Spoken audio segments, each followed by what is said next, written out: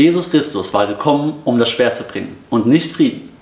So oder ähnlich argumentieren einige Muslime im Internet, in Videos und in Texten, und sie benutzen gerne diesen einen Vers, um zu zeigen, dass Jesus zu Gewalt aufruft. Wie können Christen damit umgehen? Lasst uns diesen Text einmal selber lesen.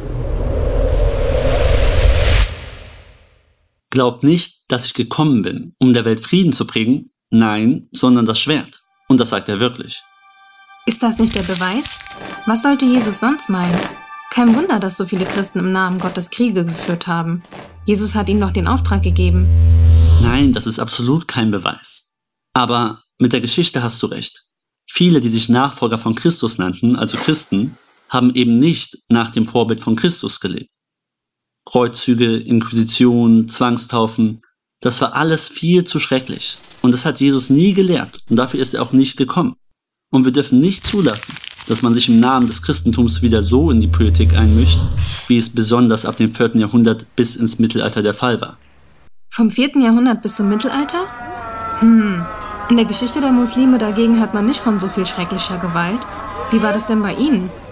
Naja, da gibt es aber auch viel zu erzählen. Lies mal das Buch von Badiou, Der Niedergang des orientalischen Christentums unter dem Islam. Badiou redet von einer arabisch-islamischen Kolonialisierung. Sie spricht von den verschiedenen Wellen der islamischen Eroberung aus verschiedenen Ländern, wie zum Beispiel aus Arabien oder der Türkei. Dörfer wurden geplündert und die Besiegten mussten eine übertriebene Steuer zahlen oder sie wurden zum Übertritt zum Islam gezwungen. Der Vertrag, der sie schützen sollte, existierte oft nur in der Theorie, sagt sie. Es gab viele Massaker, viele Sklavenmärkte, Entführung von Kindern, Gewalt und Raub.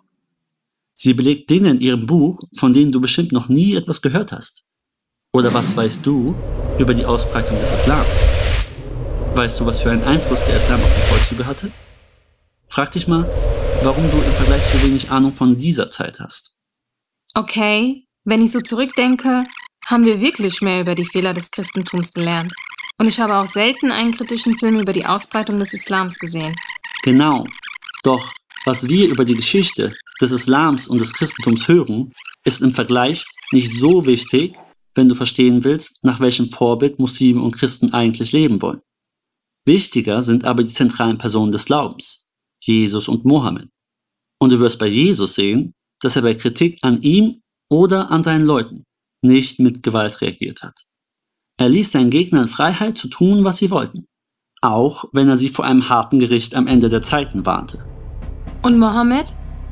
Der hat nicht nur vor einem Gericht durch Gott gewarnt. Zum Beispiel sagt das der Islamwissenschaftler Rudi Paré.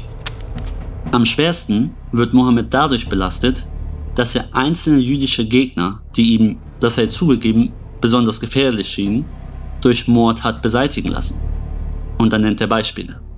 Ein gewisser Kalb hatte nach der Schlacht bei Badr in Liedern offen für die Mekkaner und gegen Mohammed Partei ergriffen.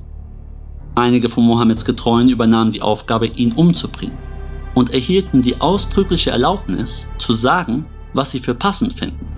Das heißt, ihm etwas vorzulügen.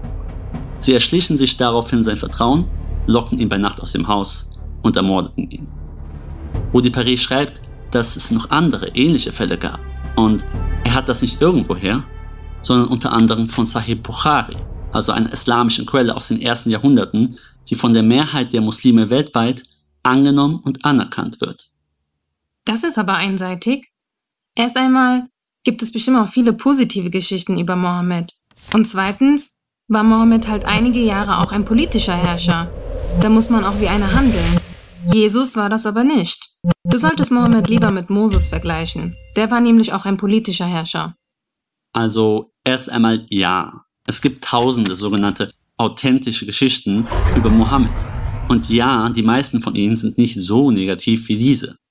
Doch dennoch müssen wir bei Jesus und Mohammed bleiben und Mose bei unserem Thema erst einmal zurückstellen.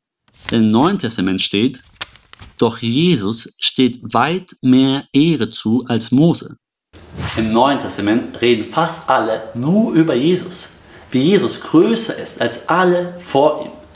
Und so entstand ja auch das Wort Christianus, Christen, Nachfolger von Jesus Christus. Und im Islam gibt es tausende Kurzgeschichten über Mohammed, damit Muslime seinem Vorbild nachfolgen können. Das wichtigste Vorbild der Muslime weltweit ist Mohammed. Jesus war aber trotzdem kein politischer Herrscher.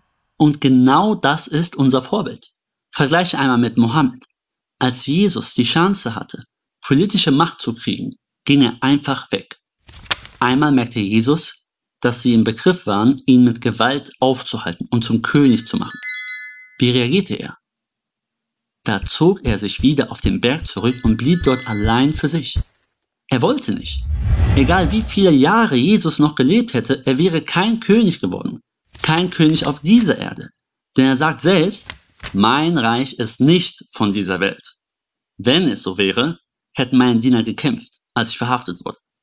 Aber mein Königreich ist nicht von dieser Welt. Und deshalb kämpfen seine Diener nicht mit dem Schwert. Na gut. Doch jetzt kommt einmal zu dem Bibeltext, bei dem Jesus vorgeworfen wird, dass er auch Gewalt und das Schwert gebracht hat. Okay, Matthäus 10,34. Glaubt nicht, dass ich gekommen bin, um der Welt Frieden zu bringen. Nein, sondern das Schwert. Das ist doch der Beweis. Kein Frieden, aber das Schwert. Dafür ist er gekommen. Das ist doch eindeutig. Warte.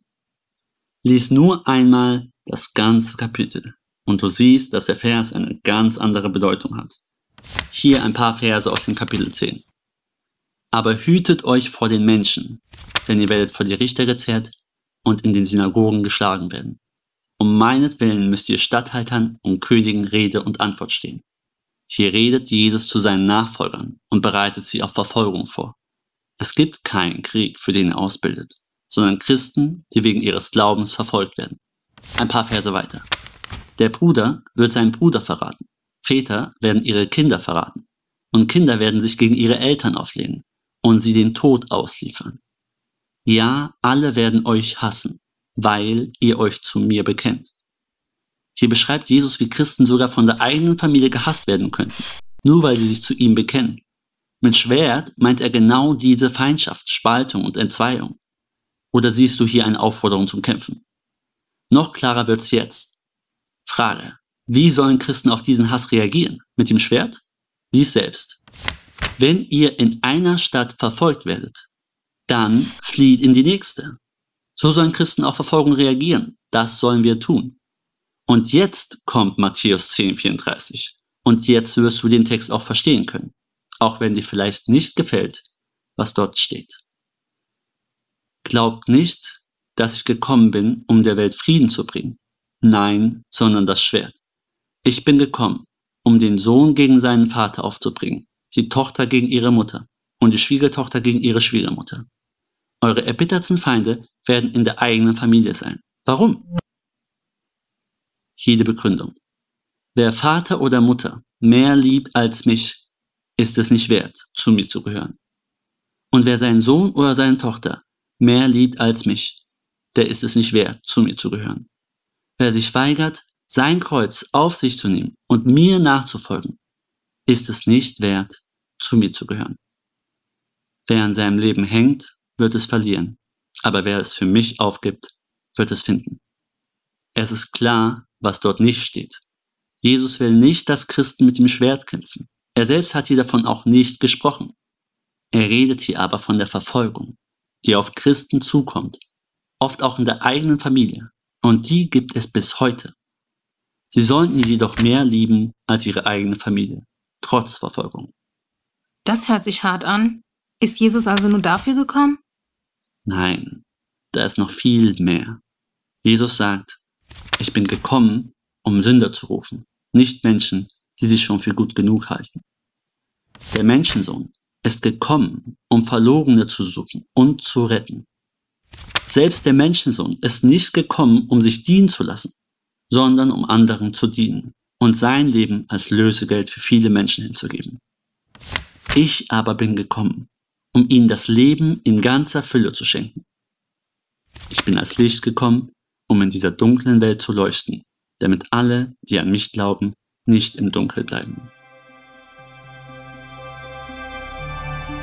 In der Bibel steht, dass Jesus gekommen ist, um uns zu dienen, um uns zu retten, um für uns sein Leben zu geben und uns damit ein Leben in Fülle zu schenken.